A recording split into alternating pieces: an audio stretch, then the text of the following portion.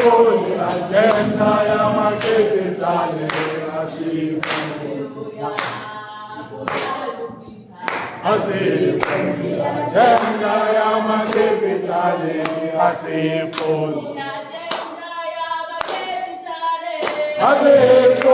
agenda ya makepitali asifu Asifuni agenda ya makepitali asifuni.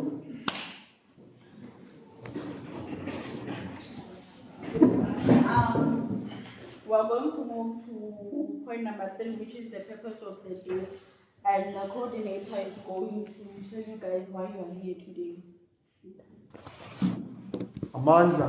Awethu. Amanda. Awethu. Viva YCL, viva. Viva Sasco, viva. Viva Suka, viva. Amanda. Awethu. Long live the undying spirit of Thomas Sankara, long live. Long live the undying spirit of Steve Biko, long live. Long live the undying spirit of Nelson Mandela, long live. Long live the undying spirit of Joe Storm, long live. Long live the undying spirit of Chris Hani, long live. Amanda. Awethu. Thanks, comrade. My name is Roger Chow. I'm already introduced by the chairperson of the section. I would like to take this moment to be given chance by the chairperson of the section. But first, I would like to welcome the ANC cadres, the SASCO cadres, SUKA, YCL members, and members. Comrade, today we are gathered here for the political lecture after what's happening in our country, the issue of loadshadding and the increasing of prices in our country. So we are going to look at it on the side of Pan-Africanism. By understanding the word of Pan-Africanist, we understand that this is the idea that people of Africa, they have the same interest and they push the same agenda and the same struggle. Comrades, you will understand that in Yclsa we speak of a class struggle. The struggle of Yclsa is on behalf of class struggle. In class, we are referring to the poor, middle class, and rich people. These three, you can check, is in the form of class.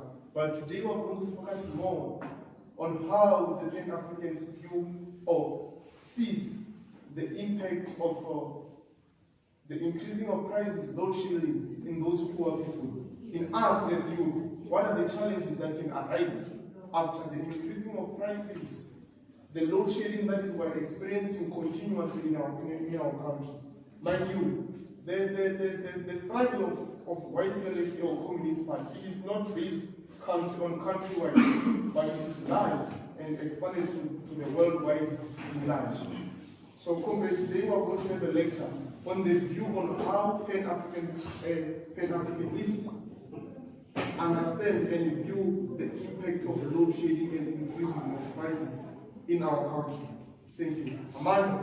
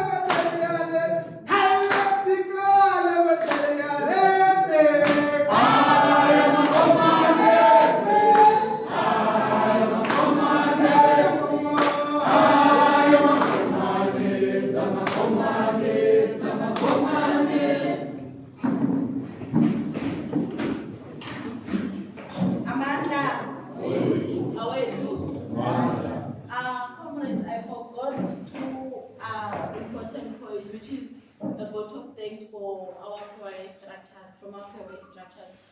So, can you please start with the ANC with the Comrade Marshall? Can you please publish your message of support? Thank you.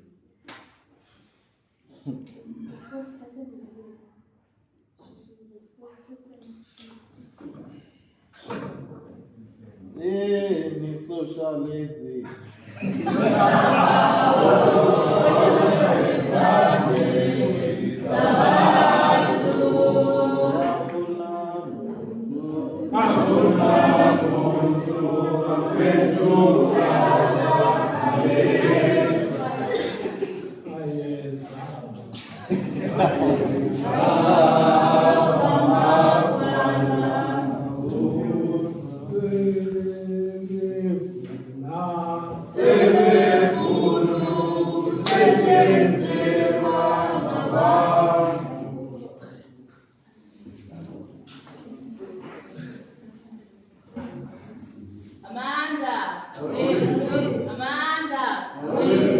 Viva ANC Youth League, viva! Viva! Viva, viva Sasco, viva! Viva! Viva, viva YCL, viva! Viva!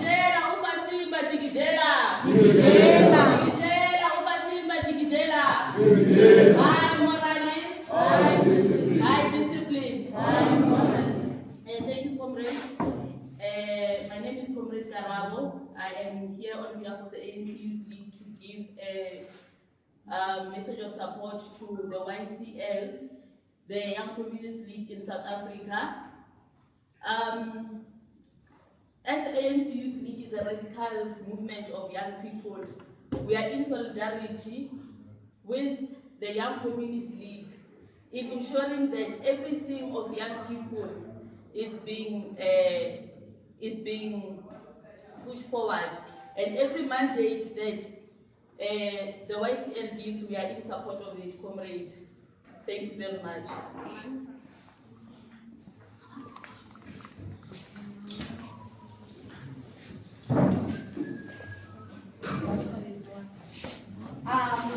For SASCO, can we please have the chairperson of SASCO, Comrade Baba Thursday?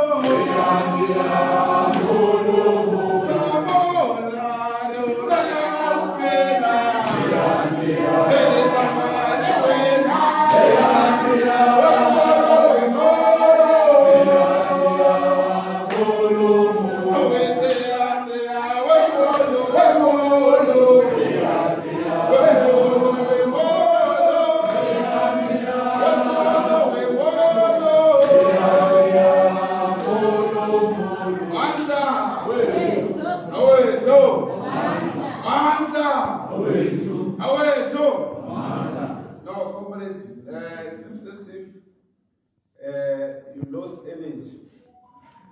I can't hear that Amanda. Amanda! Amanda! Amanda! Viva Sasco, viva! Viva Youth, viva! Viva YCLSA, viva! Chiquitena, Ufasimba, Chiquitena! Royal Lion, roar! Vu, Sasco, vu! Sha, Suka, sha! Amanda! Aweto! Thank you very much, the secretary, the coordinator of Yclsa Turfloop branch, convener, and the speaker, Comrade Samora Sutra Maosi. In fact, we thank you very much, comrades, also who are present in this gathering that is gathered by the Young Communist League South Africa. In fact, we appreciate this gathering as young people, where we are going to be injected with necessary injection from the Communist League South Africa, where we understand that when we leave this particular house, we'll be very much conscientized with necessary information. In fact, we'll also thank all comrades from the all other Bua structures who managed to come. But we don't have a lot from South African Student Congress, Robert Matibula branch, but we really honor and appreciate this gathering or this arrangement or session that is arranged by the Young Communist League South Africa. We really appreciate this gathering. We also understand that YCL has been one of the structures of the BYA that assist or contribute with the necessary injection in terms of ideology. When it speaks about ideology, we speak about Young Communist League. Esther, I thank you very much for this opportunity. Okele tambo, kulele makaya sina sungena raja. Makaya sungena raja.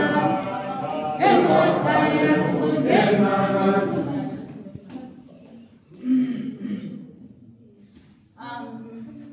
Okay. I'll call on Suka next, but we don't have leadership, so I'm just going to call any member of Suka to come and convey a message of support. Can Comrade Smolly come? Smolly, yeah?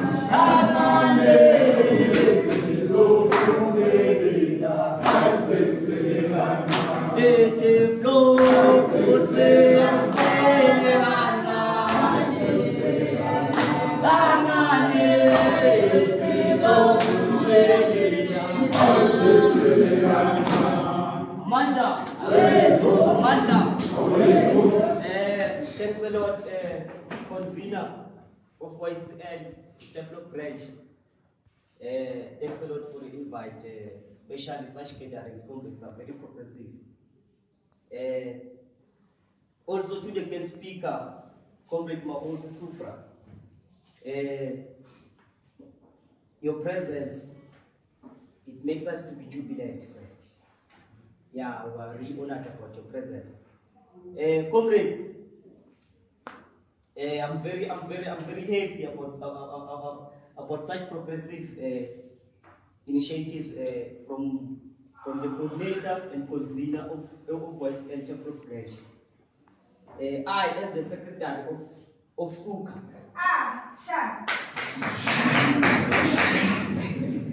Yeah, we are really honored, comrades. As one of the employee structures, it really shows indeed we are indeed united. Yeah, I don't have much to say, comrades, other than we must continue respecting the organization. We must continue rallying behind Yclsa as I submarine, comrades.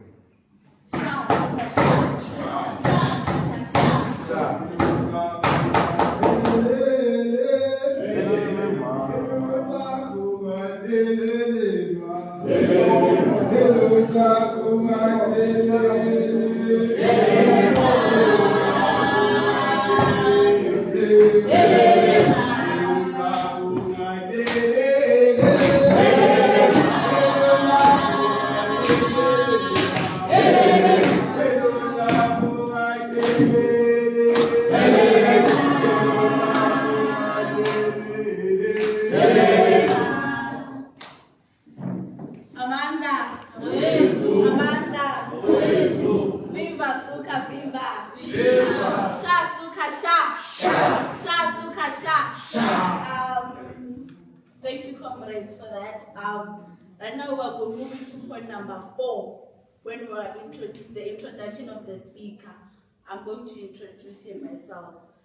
Comrades, can you please assist me in welcoming the former chairperson of YCL Turfloop branch, the former secretary, he also is the former secretary of the YCL Turfloop branch. He is also served in the PTT of the YCL Turfloop branch as the additional member. He was also the SRC former secretary under the Faculty of Humanities 2019. He's also a career man.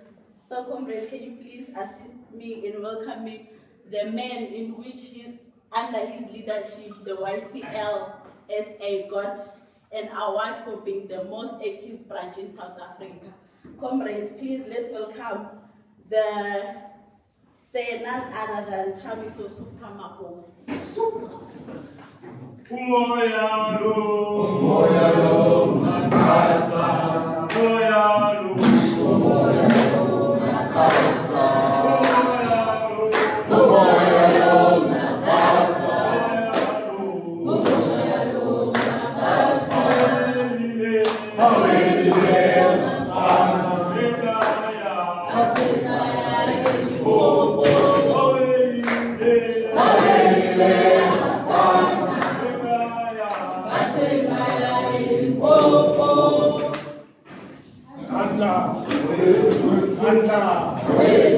Amanda, Viva YCL, Viva, Viva, Viva YCL, Viva, Viva, Viva Sasco, Viva, Viva, Viva Sasco, Viva, Viva, Sha Suka Sha, Sha Suka Sha, Viva ANC, Viva, Viva, Viva Kosatu, Viva, Viva, Viva ANC Women's League, Viva, Viva, Viva Kosatu Young Workers Forum, Viva, Viva, Viva Young Women's Desk, Viva, Viva, Viva SSCP, Viva, Viva, Viva Kosatu, Viva, Viva.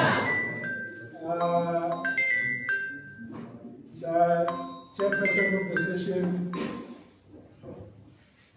the leadership of the Young Communist League in Turfloop branch, led by Comrade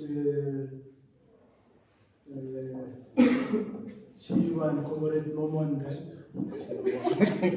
No, it's his name from now on because I'm failing to pronounce his normal name.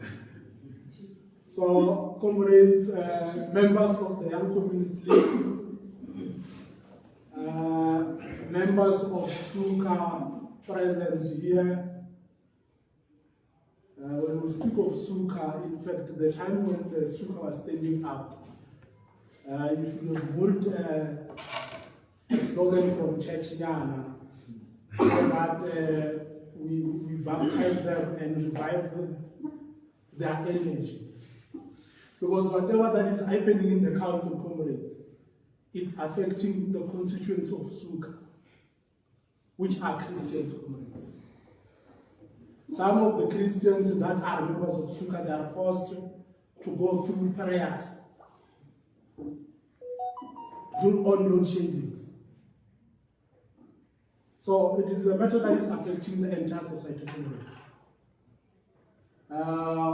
The leadership of the SRC that is present here, let me say outgoing. There was a head rumors that any time is tea time.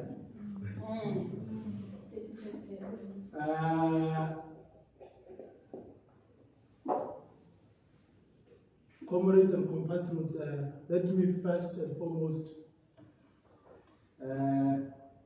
I'm being called here to give my understanding about the impact that loadshadding has on the poor and the working class of our country. And also the impact that the increase in inflation rate, the increase in fuel prices, the increase in food prices, how are they affecting young people and the poor of our country?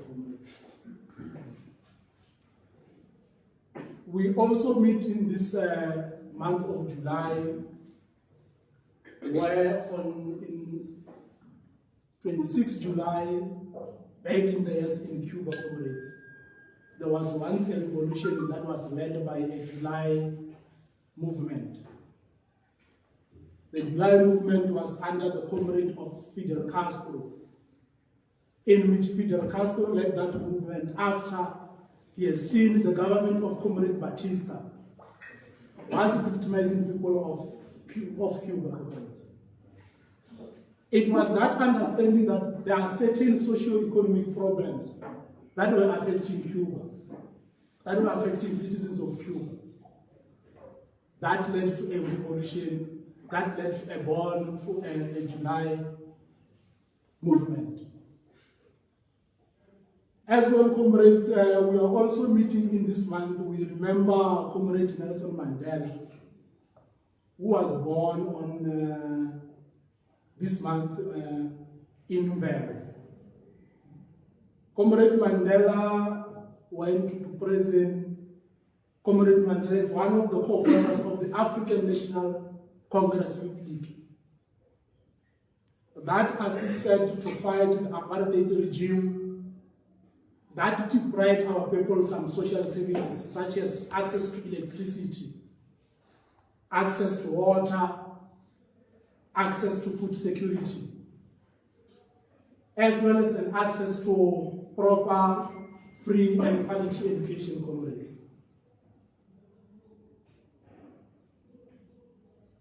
We also remember the role that Comrade Mandela played as an internationalist when he liaised with comrades of Cuba, when he liaised with comrades of Soviet Union, the then Soviet Union, which in 1992 it broke away. Now we are having Russia. Comrades, let me start by load shedding, comrades. For now, what do we mean when we say load shedding? In a simple term, I simply say that the country, as in this state, the capacity that ESCOM is producing, it's very less compared to the people that are in the country that are using the electricity. So what do we do in that instant?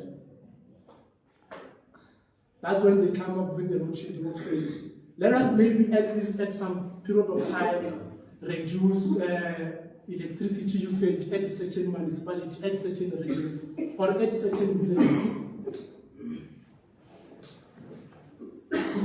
But the question is, comrades, now, where is this challenge coming from? We all know that under the apartheid government, we never had access to all social services. In 1994, at the dawn of the new democracy, when the ANC-led government took over, when President Mandela came into office, he advised that let us address the challenges that are facing the society. And one of the core challenges that were affecting the society was that the South Africans at large, they were not having electricity, all of them. A certain percentage of the population was getting electricity. Meaning that in 1994, the supply of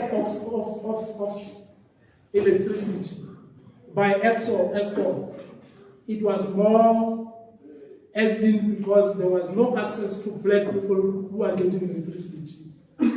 I, for example, I'm coming from villages in the mountains there called Bohol. There are some areas they got electricity maybe around 2009, 2010, 2005. But what has happened is that as you are increasing the number of people who are using electricity in the country, when you're also increasing the generation of power by ESCOM now. The researchers sat down, statisticians sat down, comrades, and realized that by the year 2007, ESCOM will start to have a crisis. Meaning that by 2007, we are going to have issues with ESCOM. What are those issues? The megawatts that have been produced by ESCOM were not going to be enough to all the South Africans. And if they are not enough, it means that ESCOM is going to have crisis in terms of its engines and also air, the heavy load of the country. That's when there was an issue of having a feasibility of what is it that we can do to come up with an issue of bypassing the upcoming challenge that is going to affect our people in the country. We saw the start of Midupi in Lephalale and other plant stations being produced or being implemented in the country, throughout the country, so that they can assist ESCOM in assisting the South Africans with electricity supply.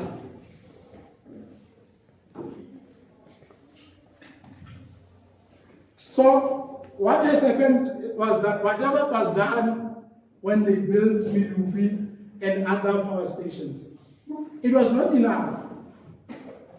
Because as much as you are building more plants, there are also people whom we are busy giving them land. We are also giving them access to electricity. We are also giving them access to water. That is when they said, in the moment of time, what can we do? They come up with loadshadding. Of say, at least, let us not maybe switch off all sections. Maybe at the particular time we switch this side to Mamutindan. At a particular side we decide to switch Babatoni or Matsulu, for example. So, comrades, but the load shedding has brought some issues to our people. The load shedding has brought some issues to young people, workers, and all the members of the society, comrades. How has that impacted our people, comrades? I will give an example of, we have young farmers who are emerging, we have young entrepreneurs who are emerging, comrades. On some of their products, they require issues of refrigeration, English, comrades. So some of the items that they are harvesting, either in the poultry industry, either in ice cube making sections, they are supposed to put their items in the refrigerator for a certain period of time until those items are sold. Then, if you are saying a switching off electricity at a particular time, it means that at a particular stage, a refrigerator of an individual, of a young person who started his or her own business with his or her last cell, whom cannot afford to buy generator, whom when he or she goes to the bank asking for a loan to finance the issues of generator, we still have the banking sector that excludes our people, comrades. They tell you, give you a lot of issues. They will tell you, you must come there with your payslip, you must come there with a lot of issues.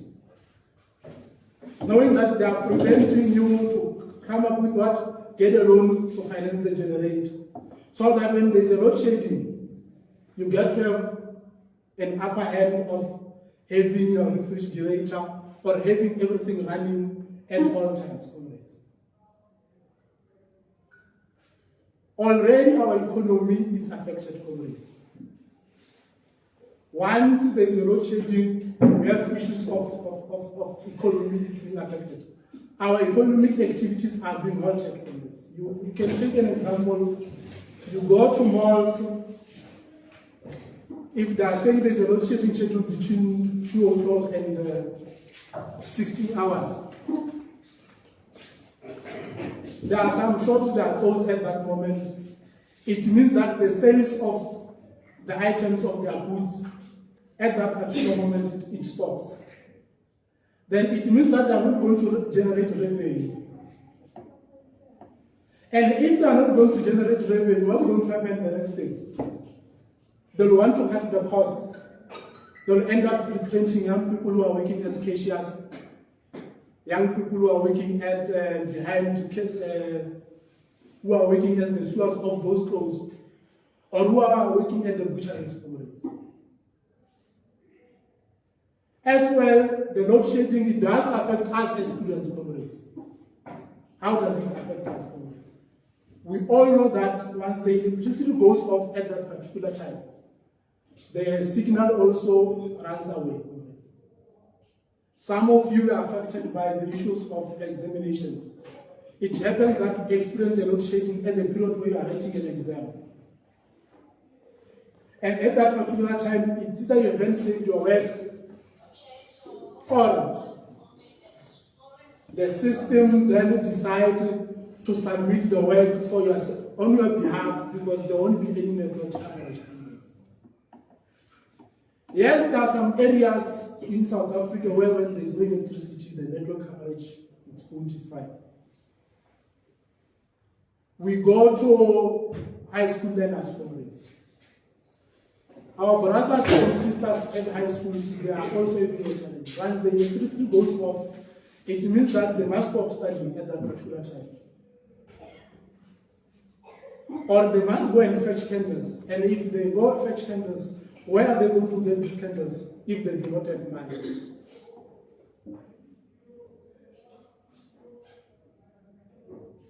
But in all these issues, comrades, that are affecting solution, ESCOM, we must find a solution.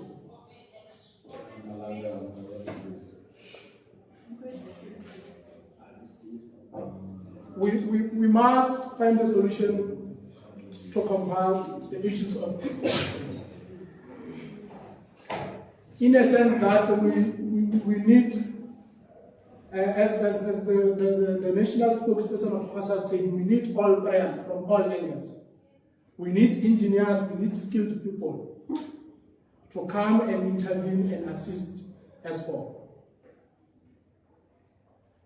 Whether it's on the issue of infrastructure, if the issue of ESCOM is based on infrastructure, then let us maintain ESCOM and let us also add other renewable sources that will assist in running the economy of South Africa. We also hopeful that Midupi will also be completed at any time soon. And Kusile, Midupi Power Station. We also have our parents who are entrepreneurs, comrades, whom every day in the morning they wake up, they take a flour, they mix with Yclsa yeast and other issues, so that they can make scones, fat cakes, so that they can go and sell at the gates, comrades, for learners, for educators, mango, Archer and Babuit. So, comrades, as much as we are angry and on social media, we need to understand these things. Where are we having this problem? And also, part and parcel of the issue that we are having in ESCOM, it is the war that is happening in Ukraine and Russia, with the issues of crude oil, comrades. The price of crude oil went up. Once the price of crude oil goes up, it means that the oil that is needed to produce diesel and fuel and petrol and paraffin, the supply is going to be affected, comrades. Those who understand the issues of supply chain, the demand and supply. Now, I will note you, Comrade Dila, on the session of questions. So, comrades, on the other issue, it's the increase of food prices on our society, comrades. we all know that since the commencement of the war between Russia and Ukraine, comrades, one will know that Russia and Ukraine, we regard them as breadbasket of the whole world, or of the entire Africa. The likes of maize meal, the likes of wheat and oil, they are taken from Russia to our country, comrades, and Ukraine, through the process of import and export of goods.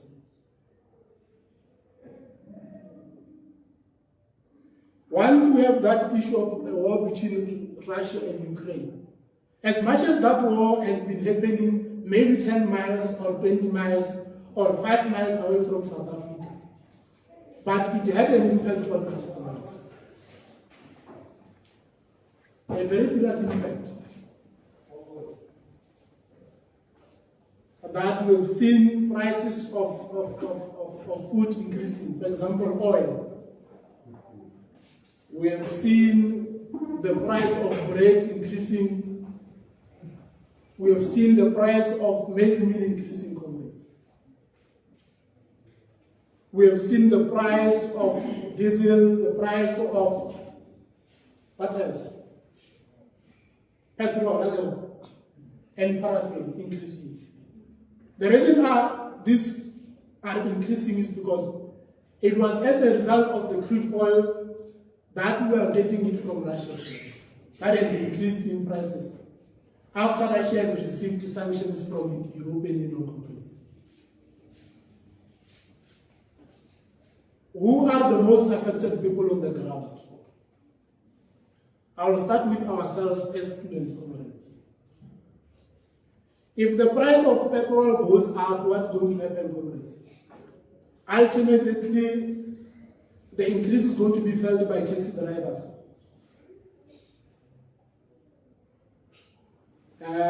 In the transportation sector. While the people of transportation sector, they will go and increase the prices of their taxi fares. Now, comrades, who are the primary people who are using transportation sector as taxis and minibuses? The poor and the working class.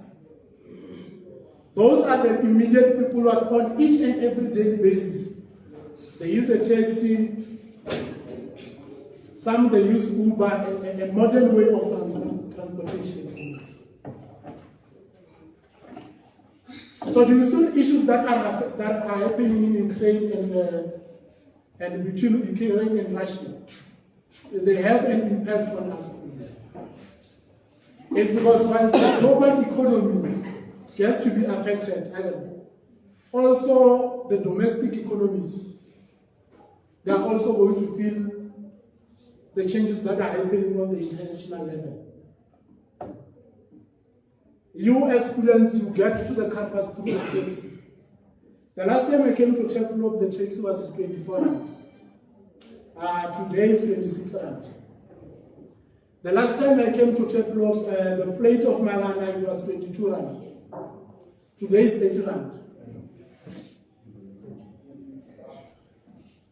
So these are some of the practical, observable examples that we see on our daily basis. You go to any store, you will see that the prices have increased. The inflation has went up, as well as the consumer price index. But amongst all the problems that our country is having, it needs us to have solutions. It needs us to sit down and draft and do a thorough research. That some of the things that we are importing, that we are getting them from other countries. Now, are we not capable of doing those things, as a country, as young people? Or maybe are we not skilled enough? Are we not skilled enough, maybe to an extent where we can therefore balance our food security? It means that as young people of the young community of South Africa, we need to sit down and have short-term and long-term solutions to the problems that we are having.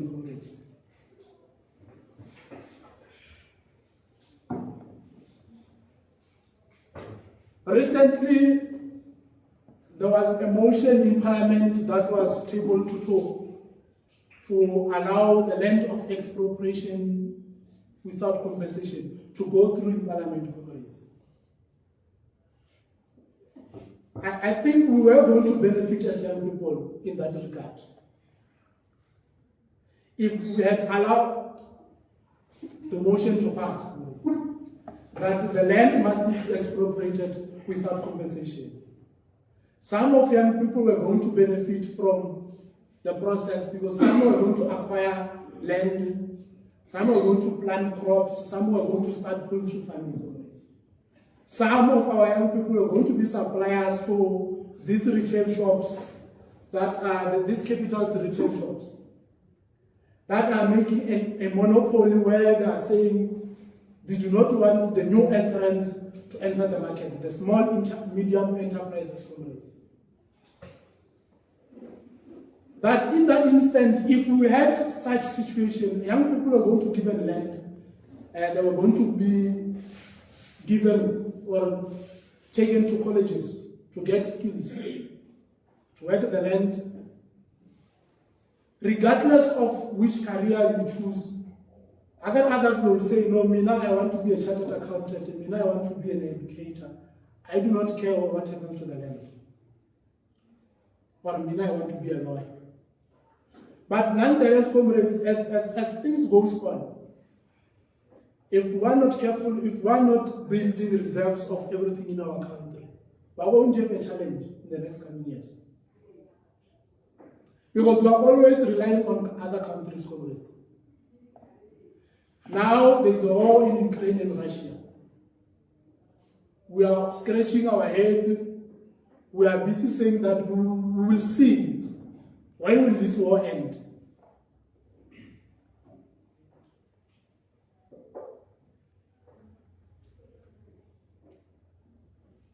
But other than that, comrades, in a short term or in a long term, what is it that we are doing? If today or if tomorrow you wake up, you are being told that there is a war between USA and Iraq, comrades. We all know that USA is the largest supplier of medical apparatus and medical appliances to South Africa. Are we going to sit there and say, no, our patients must die in hospitals? Is that what we're going to do, comrades?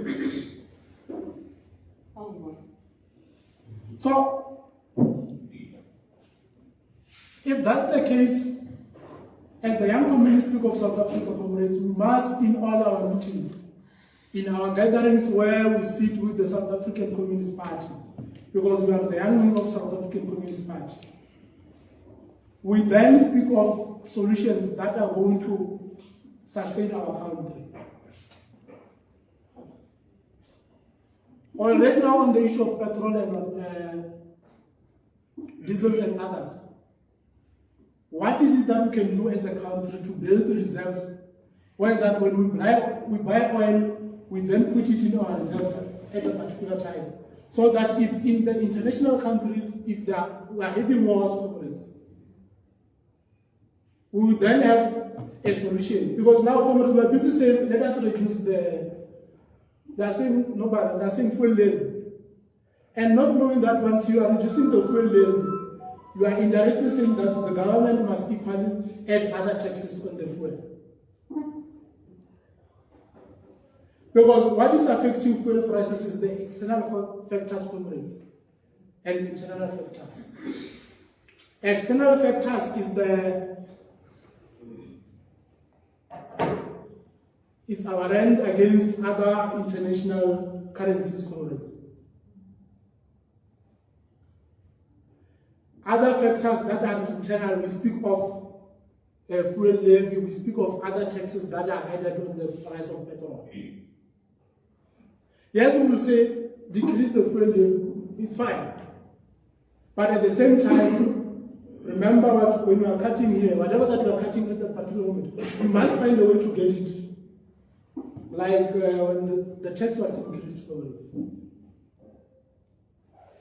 the tax was increased so that the country can get a proper revenue, so that at a particular point you get to finance NSFAS, so that it can give you quality education programs. But the question is what is it that we must do to solve these challenges that we are facing as a country?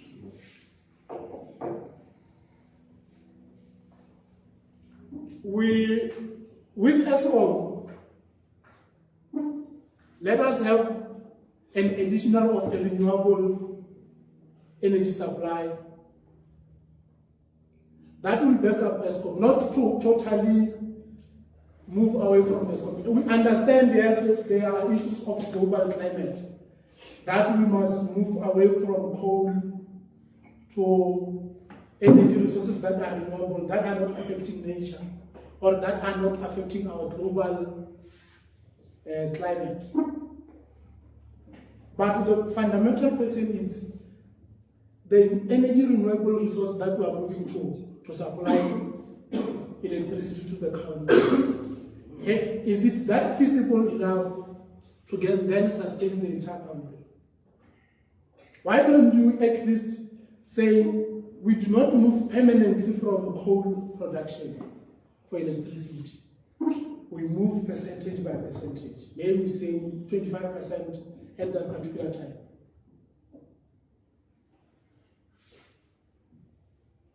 Other comrades, we want to reduce the issues of emissions on the atmosphere. But at the same time, as we want to adhere to Paris Agreement, that we must move away from coal, because coal is not user-friendly, it's not friendly to the environment. That's why we are having a climate change.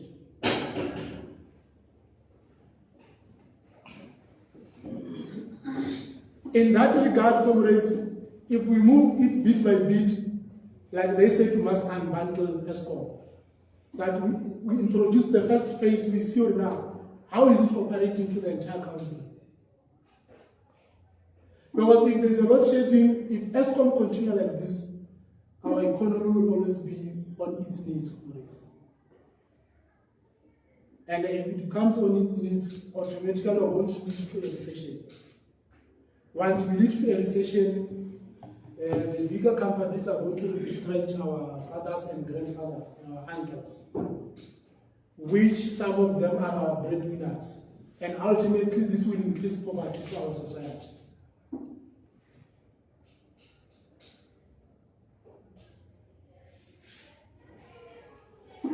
In conclusion, comrades, regarding to Pan-Africanism, you will remember, comrades, we draw the ideology of Pan-Africanism from Julius Nyerere, who the former president of Tanzania, was that if all African countries are going to gain independence, comrades, we must transform, or we must address issues of the society of African people in a Pan-Africanist way. But as years went by, comrades, as Pan-Africanism was modernized, comrades, it was modernized, and which led to an African socialism. But yes, we accept that there is socialism, but let us implement this socialism in an African way.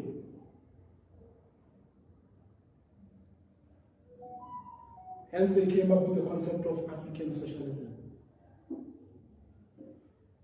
So, comrades, but nonetheless, comrades, these issues that are affecting our country, we must sit down, we must research. What are the possible solutions that we can do? Because yes, the researchers, they alluded that in 1994, that by 2007, we are going to have a crisis. Not a crisis of an individual, but a crisis of ESCOM. Because the people in South Africa who are demanding electricity, there will be more. And it means that if we are going to have more people who are demanding electricity, then therefore the megawatts that we are always having now between 1990 and 2007, they are going to be depleted. Then now let us go and find the ways to find solutions to ESCOM. But to the issue of food prices and whatsoever, as African Union has declared that 2022 is the year of food security comrades. African Union is going throughout the countries in Africa with the concept of donating seeds and donating some cattle so that people can therefore start the process of farming. Africa as a whole community has a large amount of an arable land that we can plant on, that can assist us to combat the issue of food security.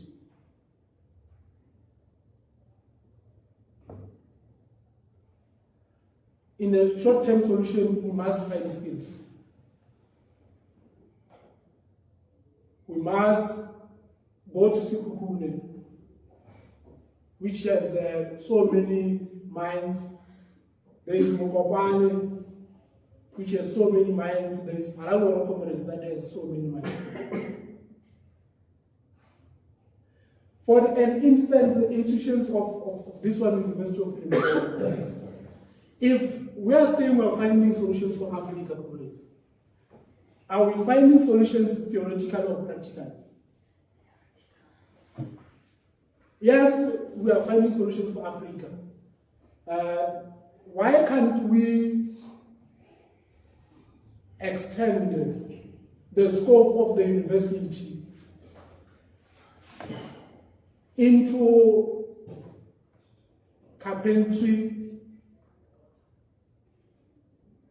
into knowledge or syllabus that is related to the mine that is in Sekhukhune, the mine that is in mines that are in Waterberg, the mines that are in Palagora.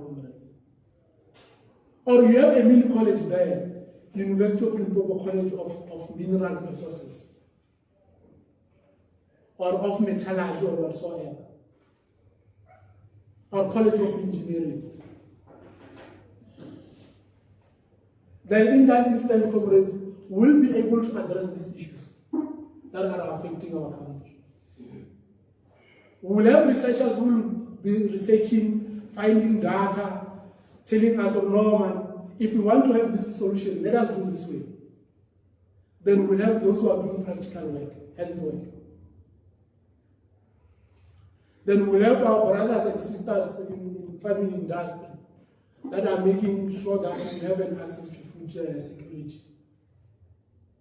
But not forgetting the agrarian agreement of import and export that South Africa is having with other countries in the continent and in the whole world. That whenever if there is a war that will come by, we are not seated here crying. We also have countries in our continent, Algeria and others, that are having access to oil. Mozambique, our neighboring country, I also read an article that soon, even in Zimbabwe, they will start with their process of extracting oil.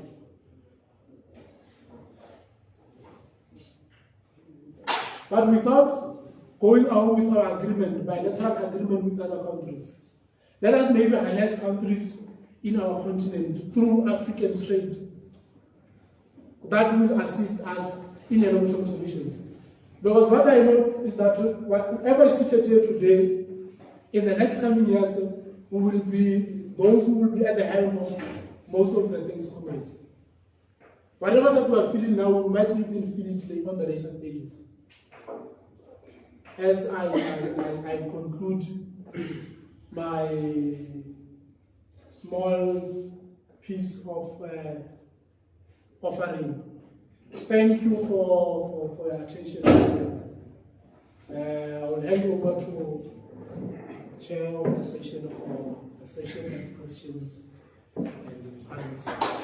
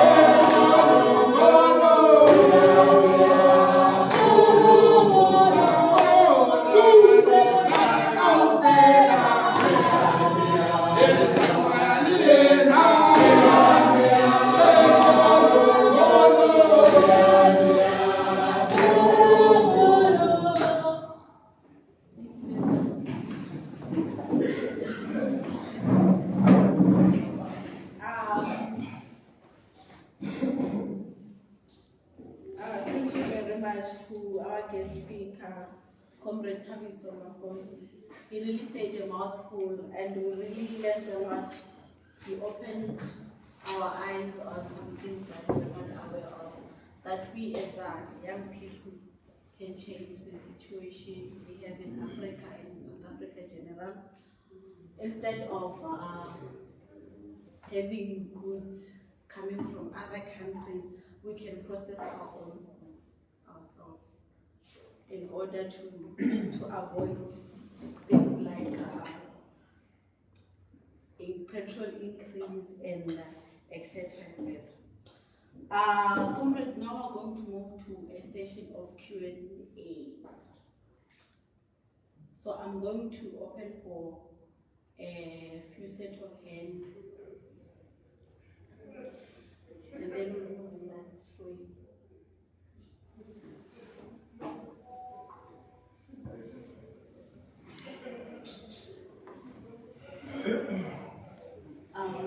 Okay, we're going to start with Comrade Mfundo, and then after Comrade Mfundo is Comrade Allen from Allen and Comrade Tabiso and Comrade Terry. Thank you very much.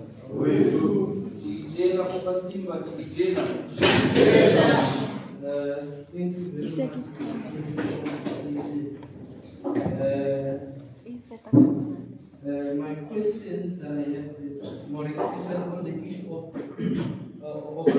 the rise in food prices and on what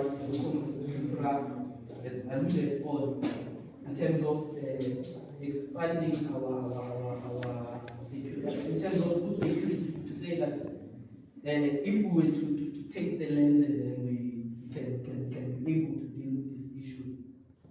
The question that I have is that the Pan-African Parliament in a long time, agreed on the issues of agriculture to say that all African countries should, if you can check, let me start here to say, if you can check the Malabo Declaration. The Malabo Declaration explains that all African countries should spend at least 6% of their GDP in agriculture to experience an economic growth of 10% from the what we call from agriculture. The question I have is to say, since these African countries, most of them have been failing to do that, to spend the amount was agreed on, the 6% of the population,